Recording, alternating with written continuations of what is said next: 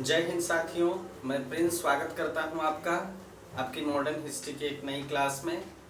दोस्तों, modern history की class में हम लोग पढ़ रहे हैं भारत का संवैधानिक विकास। भारत के संवैधानिक विकास के अंतर्गत दोस्तों पिछली क्लास में भी हम लोग देख रहे हैं। इस क्लास में हम जो है संवैधानिक विकास के अंतर्गत उन अधिनियमों को, उन एक्ट को या उन जो है चार्टर को हम देखेंगे जिसके आधार पर संवैधानिक व्यवस्था में कुछ परिवर्तन किए गए। इनसे बहुत महत्वपूर्ण सवाल पूछे जाते हैं दोस्तों, और कुछ सवालों को हम देखेंगे, हमें ये पता चलेगा कि परीक्षाओं के लिए किस तरह ये महत्वपूर्ण है। विभिन्न परीक्षाओं में जिस तरह के सवाल पूछे जाते हैं उनसे हम शुरुआत करते हैं, ठीक है। अब देखिए दोस्तों, जैसे एक सवाल क्या है, बॉम्बे, मद्रास और कोलकाता, ठीक है। आइए देखते हैं दोस्तों।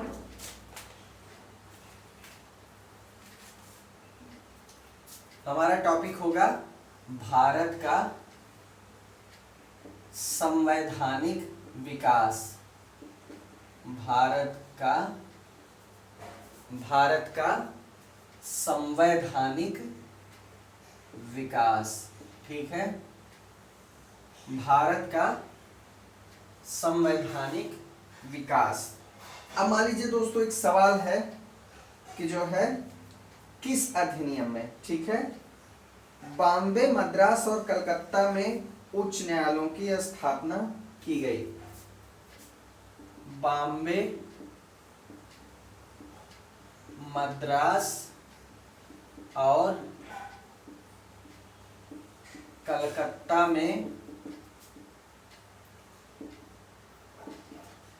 उच्च न्यायालयों की स्थापना की गई, ठीक है।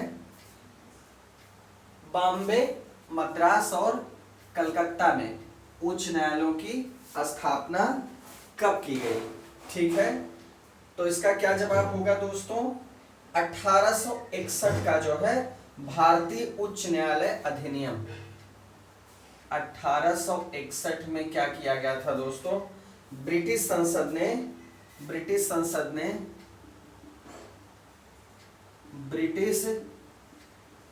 ने कौन सा अधिनियम पारित किया था, भारतीय उच्च न्यायालय अधिनियम।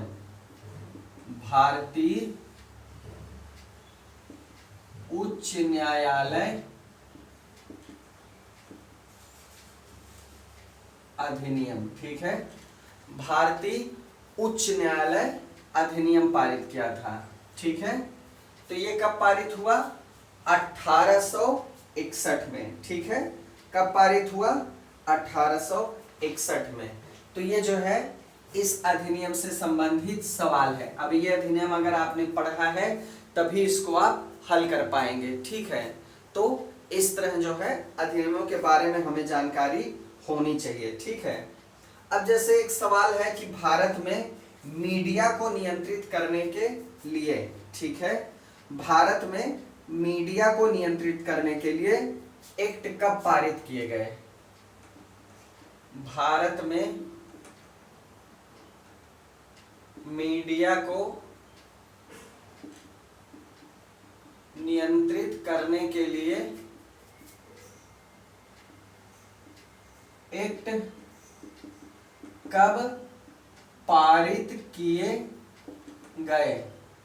तो दोस्तों ये सन पूछ रहा है, वर्ष पूछ रहा है कि कब कब, मतलब एक सेट दिया गया है, उसमें आपको 4 ऑप्शन में एक ऑप्शन देना है कि कौन से सन का ऐसा सेट है जो इसके लिए लागू होता है कि उस समय एक्ट पारित किए गए, और वो जो है किस चीज के लिए, भारत में मीडिया को नियंत्रित करने के लिए।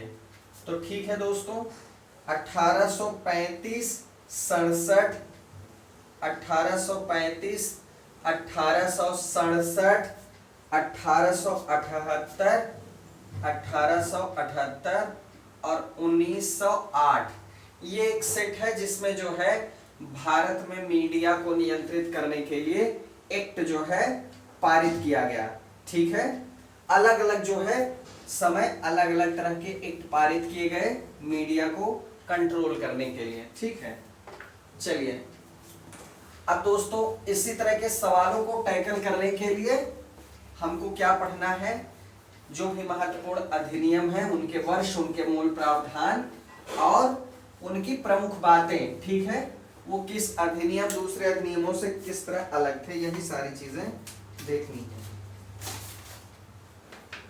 ठीक है, तो आइए देखते हैं दोस्तों 1853 का चार्टर एक्ट। ठीक है,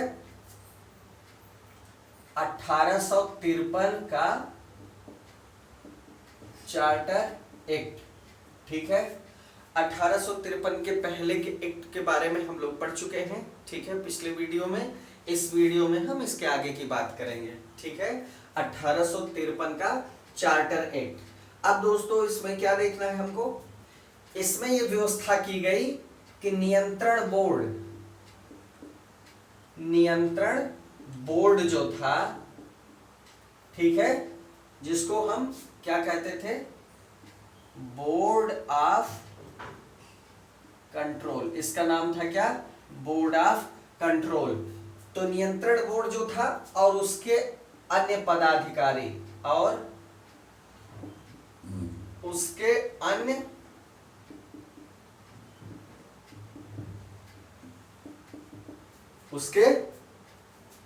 अन्य पदाधिकारियों का वेतन सरकार निश्चित करेगी, का वेतन सरकार निश्चित करेगी, परंतु धन कौन देगा, कंपनी देगी। ठीक है, इसकी धनराशि कौन निश्चित करेगा, वेतन कितना होगा यह निश्चित करेगी सरकार। ठीक है, ये सरकार निश्चित करेगी कि कितनी सैलरी होगी, लेकिन जो उनको पैसा दिया जाएगा वो कौन देगी, कंपनी देगी। ठीक है, कौन देगी दोस्तों, कंपनी देगी। ठीक है, क्लियर हुआ। ये हो गई नियंत्रण बोर्ड की बात, पहली बात। 1853 के चार्टर एक्ट में यह व्यवस्था की गई कि जो बोर्ड ऑफ कंट्रोल है और इसके अन्य पदाधिकारी हैं, इनका वेतन कौन निश्चित करेगा, सरकार निश्चित करेगी, परंतु धन कौन देगा, कंपनी देगी। जो दूसरी बात की गई दोस्तों वो क्या है, दूसरी बात जो की गई कि जो डायरेक्टरों की संख्या थी वो 24 से घटाकर 18 कर दी गई। डायरेक्टरों की संख्या 24 से घटाकर 18 कर दी गई। ठीक है, 24 से घटाकर कितनी कर दी गई, 18 कर दी गई। ठीक है, ये दूसरी चीज हुई, जिसमें 6 जो थे वो क्राउन द्वारा मनोनीत किए जाने थे, इसमें भी 6। ठीक है, मतलब 6 जो थे ये क्राउन द्वारा मनोनीत होते, क्राउन द्वारा मनोनीत किए जाने थे। मतलब इसको ब्रिटिश क्राउन जो है मनोनीत करेगा 18 में से 6 लोगों को। ठीक है, ये हो गई डायरेक्टर की बात। और दूसरी चीज इसमें यह प्रावधान था, ठीक है, इसमें यह प्रावधान था। तीसरी बात, इस एक्ट में 1853 के चार्टर एक्ट में क्या प्रावधान था, यह प्रावधान था कि नियुक्ति जो होगी, जो भी अपॉइंटमेंट अब किया जाएगा वो प्रतियोगी परीक्षाओं द्वारा किया जाएगा, कि अब नियुक्तियां जो हैं प्रतियोगी परीक्षाओं द्वारा की जाएंगी। ठीक है, प्रतियोगी परीक्षाओं द्वारा की जाएंगी, जिसमें किसी प्रकार का भेदभाव नहीं किया जाएगा, जिसमें किसी प्रकार का भेदभाव नहीं किया जाएगा। ठीक है, जिसमें किसी प्रकार का भेदभाव नहीं किया जाएगा। मतलब अब जो है नौकरियां कैसी होंगी, कंपटीशन से होंगी। ठीक है, उसके लिए कंपटीशन होगा और उसी से सिलेक्शन किया जाएगा, नियुक्ति की जाएगी, भेदभाव नहीं किया जाएगा। ठीक है, चलिए ये हो गया 1853 का चार्टर एक्ट। 1853 का चार्टर एक्ट।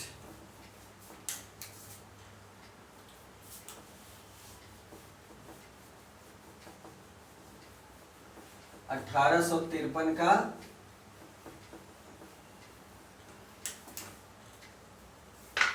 Charter act.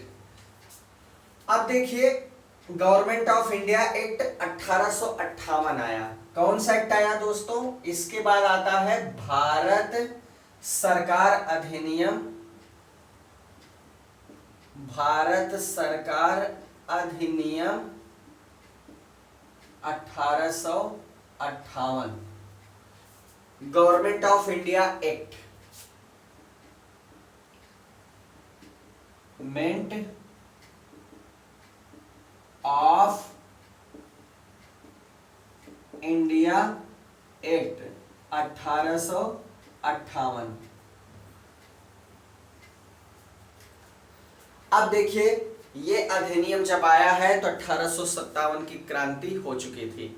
1857 की क्रांति के विषय में हम लोग पढ़ चुके हैं दोस्तों कि किस तरह वो घटित हुई। ठीक है, उसके जस्ट बाद आता है भारत सरकार अधिनियम 1858।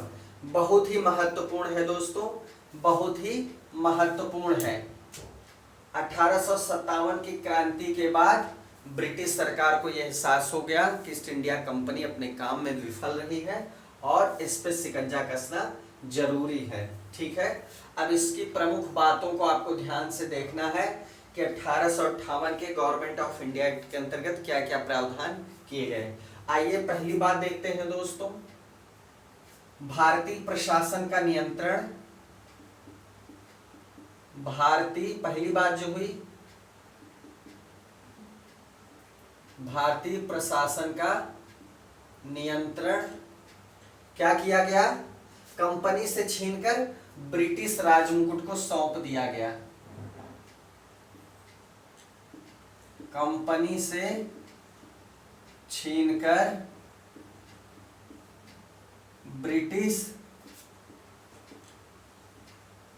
राजमुकुट को सौंप दिया गया। ठीक है, ब्रिटिश राजमुकुट को सौंप दिया गया। अब भारत प्रशासन का नियंत्रण कंपनी के हाथ से कहां चला गया? ब्रिटिश क्राउन को चला गया। कहां चला गया? ब्रिटिश क्राउन को, सबसे पहली बात। दूसरी बात क्या हुई? बोर्ड ऑफ डायरेक्टर और बोर्ड ऑफ कंट्रोल जिसकी व्यवस्था की गई थी। ठीक है,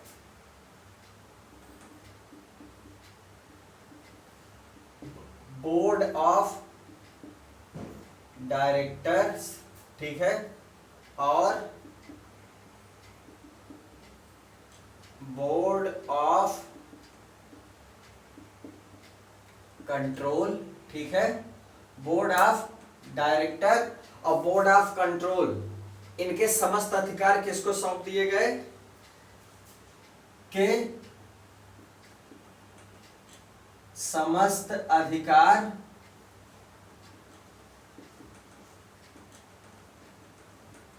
भारत सचिव को सौंप दिए गए। ठीक है, इनके जो अधिकार थे दोस्तों वो किसको सौंप दिए गए? भारत सचिव को सौंप दिए गए। ठीक है, भारत सचिव को। ठीक है, क्लियर हुआ?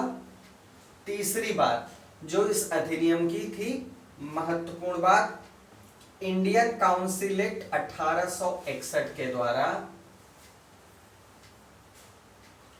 इंडियन काउंसिल एक्ट 1861 के द्वारा, इंडियन काउंसिल एक्ट 1861 के द्वारा गवर्नर जनरल को अध्यादेश जारी करने की शक्ति दे दी गई। गवर्नर जनरल को अध्यादेश मतलब ऑर्डिनेंस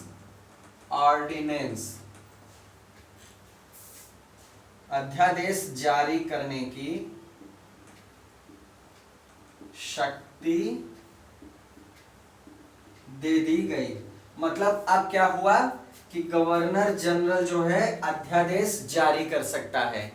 गवर्नर जनरल क्या कर सकता है? अध्यादेश जारी कर सकता है। ठीक है, क्लियर हुआ? चलिए अब अध्यादेश के बारे में बात ये कही गई कि अध्यादेश अधिक से अधिक 6 माह तक लागू रह सकते हैं। ये अध्यादेश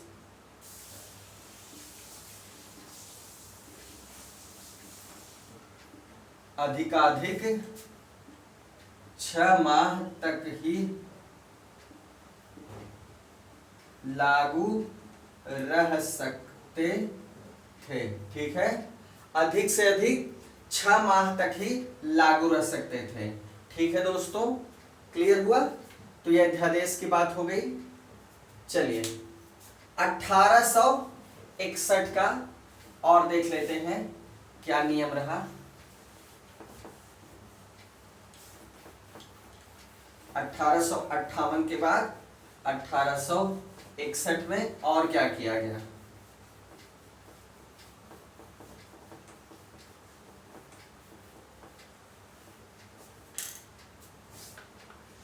आइए देखते हैं। 1861 का एक काम तो ये किया गया कि अध्यादेश जारी करने की शक्ति दी गई। ठीक है, क्लियर हुआ? तो 1861 का भारतीय परिषद अधिनियम,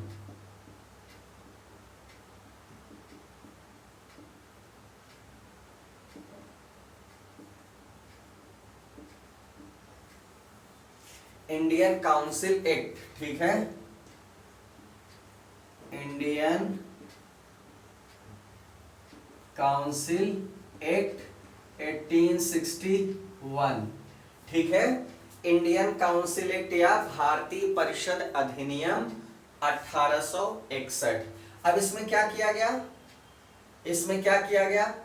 गवर्नर जनरल को, ठीक है, गवर्नर जनरल को अध्यादेश, ये आपने देख लिया अभी, अध्यादेश जारी करने की शक्ति, ठीक है, दी गई। और यह अध्यादेश 6 महीने तक लागू हो सकता है। चलिए एक बात ये हो गई। दूसरी बात क्या? दूसरी बात क्या दोस्तों? वायसराय की परिषद को कानून बनाने की शक्ति प्रदान की गई। वायसराय की परिषद को कानून बनाने की शक्ति प्रदान की गई। ठीक है, वायसराय को कानून बनाने की शक्ति प्रदान की गई। ठीक है, क्लियर हुआ? अब देखिए इसी के तहत, इसके तहत लॉर्ड कैनिंग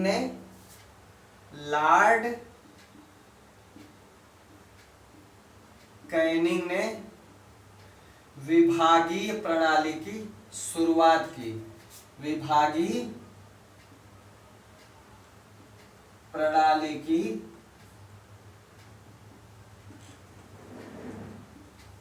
कौन सी प्रणाली? विभागीय प्रणाली, मतलब हर चीज का अलग अलग डिपार्टमेंट। ठीक है, विभागीय प्रणाली की शुरुआत की। ठीक है, क्लियर? लॉर्ड कैनिंग ने क्या किया?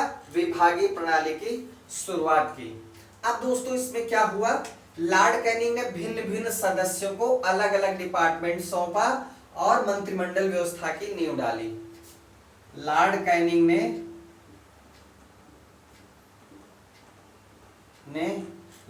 ने क्या किया? अलग अलग सदस्यों को, भिन्न भिन्न सदस्यों को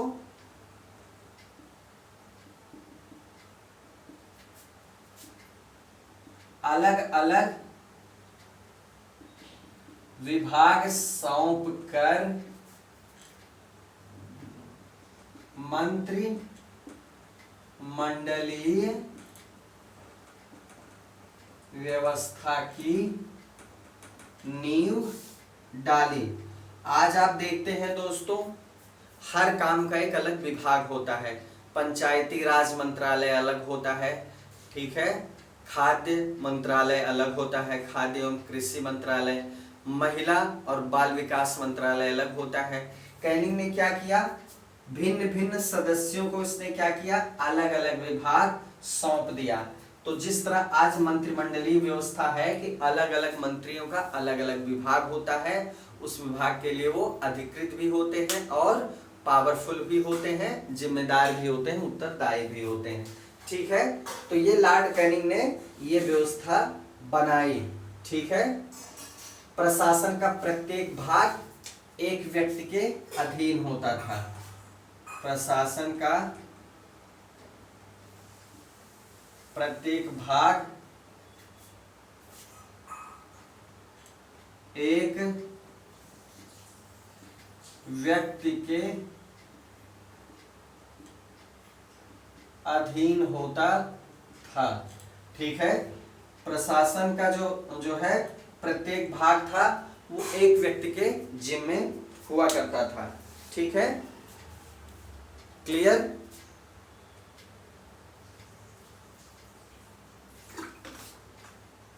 चलिए दोस्तों आगे बढ़ते हैं।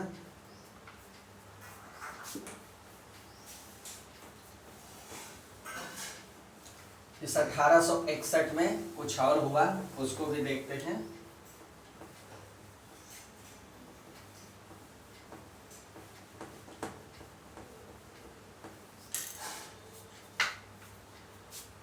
ठीक है, इसके अनुसार, इस अधिनियम के अनुसार वायसराय की कार्यकारी परिषद में, वायसराय की कार्यकारी परिषद में, जो इसकी कार्यकारी परिषद थी, इसमें न्यूनतम 6 और अधिकतम 12 अतिरिक्त सदस्यों की नियुक्ति से इसका विस्तार किया गया। मतलब न्यूनतम 6 और अधिकतम 12 सदस्यों की नियुक्ति से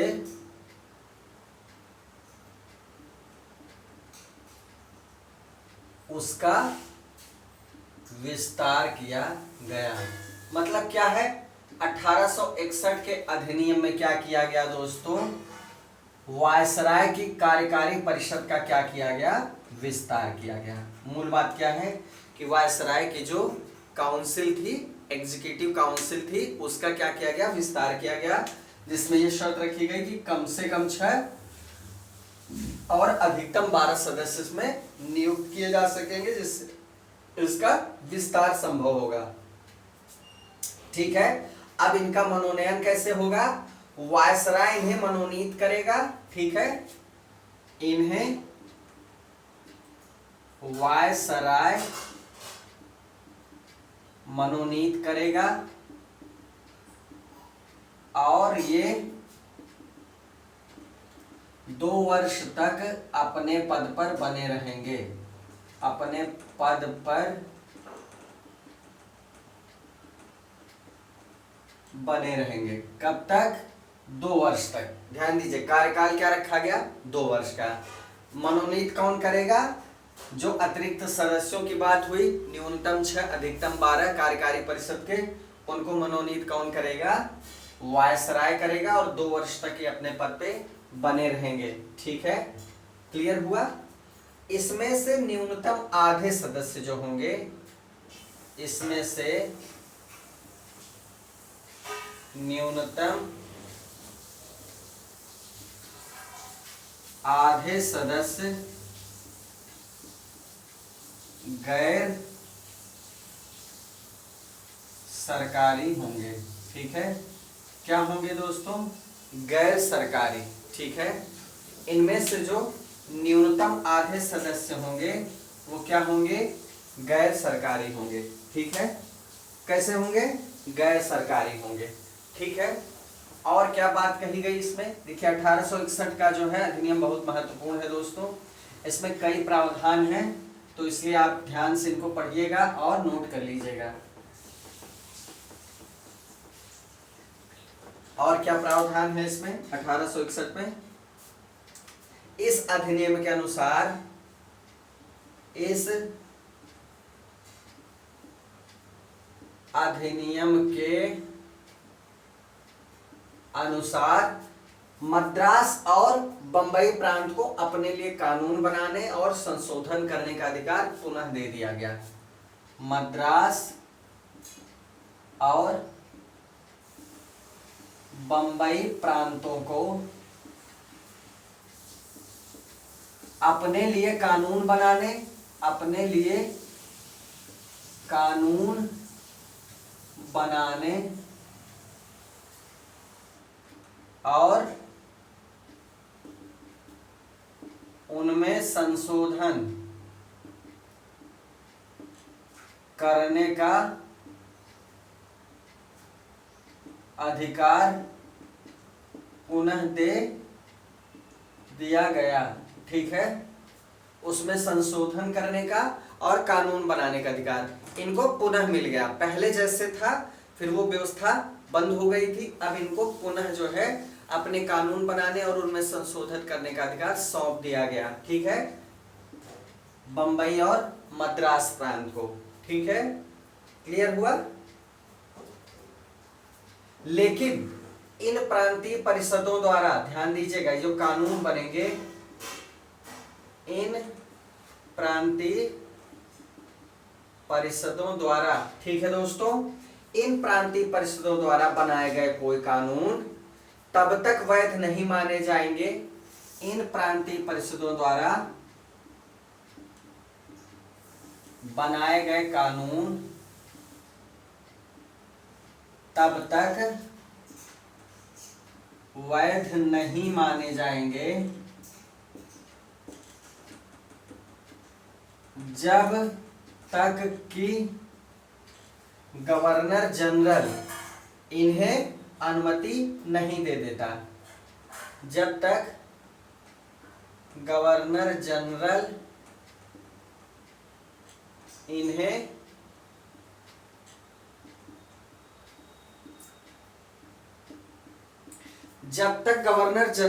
परमिशन नहीं देता, ये कानून नहीं माने जाएंगे।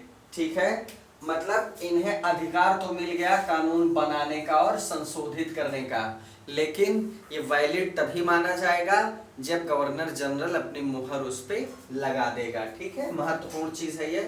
ठीक है, महत्वपूर्ण चीज है दोस्तों। और अभी हमने एक प्रश्न देखा क्लास की शुरुआत में ही, तो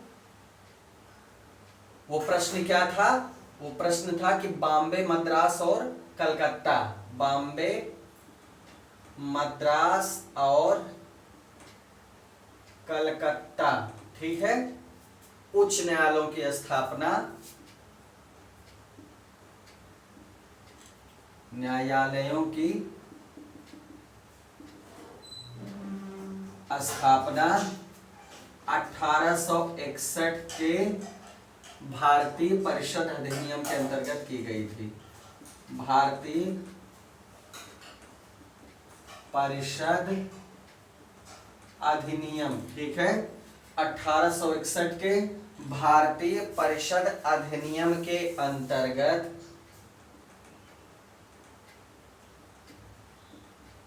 1862 में की गई थी।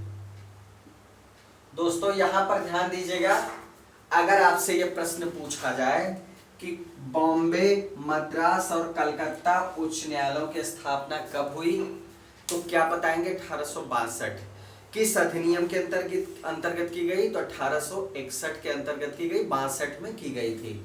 तो अगर 1861 दिया है तो आप 1861 मारेंगे। मतलब अगर केवल विकल्प में 1861 है तब आप 1861 मारेंगे। अगर 1862 दिया गया है तो एकदम एग्जैक्ट सही उत्तर 1862 है। जैसे आपने रेगुलेटिंग एक्ट में देखा था 1773 में रेगुलेटिंग एक्ट पारित होता है, 1774 में सुप्रीम कोर्ट की स्थापना होती है कलकत्ता में। ठीक है, तो कहने का मतलब 1862 में स्थापना की गई, लेकिन किसके अंतर्गत की गई थी? 1861 के अंतर्गत। अगर 62 दिया है दोस्तों तो आप यही सही उत्तर मानेंगे। अगर 62 विकल्प में नहीं 61 है तो 61 लगा देंगे, सही है ये भी। ठीक है, क्लियर हुआ?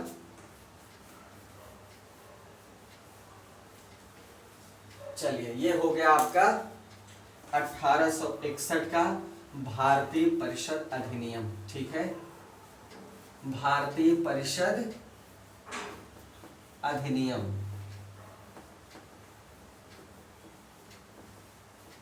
आइए दोस्तों आगे बढ़ते हैं।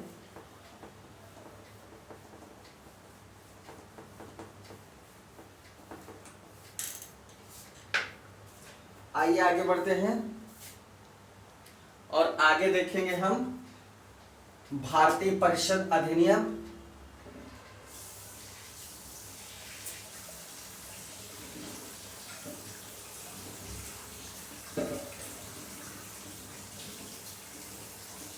भारतीय परिषद अधिनियम 1892। 1892 भारतीय परिषद अधिनियम 1892। ठीक है, आइए इसको देखें। विधानमंडल के सदस्यों के अधिकार 2 क्षेत्रों में बढ़ा दिए गए। इसमें क्या किया गया दोस्तों? जो विधानमंडल था तो विधानमंडल के सदस्यों के, जो विधानमंडल गठित किया गया था दोस्तों, उसमें क्या किया गया? इसके सदस्यों के अधिकार 2 क्षेत्रों में बढ़ा दिए गए। अधिकार 2 क्षेत्रों में बढ़ा दिए गए। किसमें? 2 क्षेत्रों में बढ़ाए गए। पहला, जो विधानमंडल के सदस्य थे उनके पावर में वृद्धि कर दी गई। ठीक है, वो क्या वृद्धि कर दी गई दोस्तों? बजट पर उन्हें अपना विचार प्रकट करने का अधिकार दिया गया। बजट पर अपना विचार प्रकट करने का अधिकार मिला। ठीक है, क्लियर? यद्यपि इस विषय पर कोई प्रस्ताव रखने या सदन में मत विभाजन कराने का अधिकार नहीं था। लेकिन क्या इस पर कोई प्रस्ताव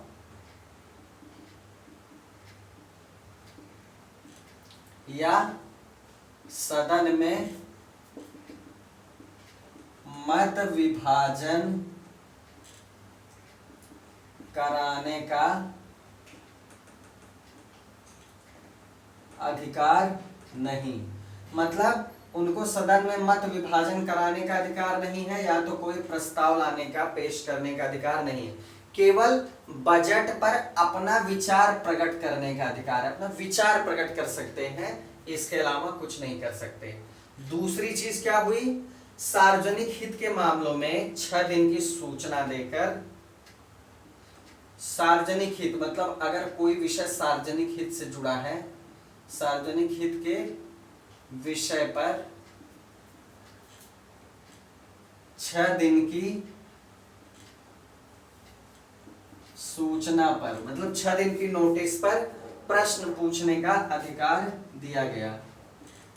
प्रश्न पूछने का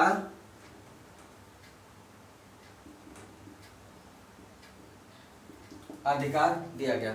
मतलब 6 दिन की नोटिस पे अगर वो मुद्दा सार्वजनिक हित का है, पब्लिक के भलाई से जुड़ा हुआ है, उसके हित से जुड़ा हुआ है, तो विधानमंडल का सदस्य उस पर प्रश्न पूछ सकता है 6 दिन की सूचना पर। ठीक है, 6 दिन की सूचना पर वो प्रश्न पूछ सकता है। ये विधानमंडल के सदस्यों को 2 क्षेत्रों में अधिकार दिया गया।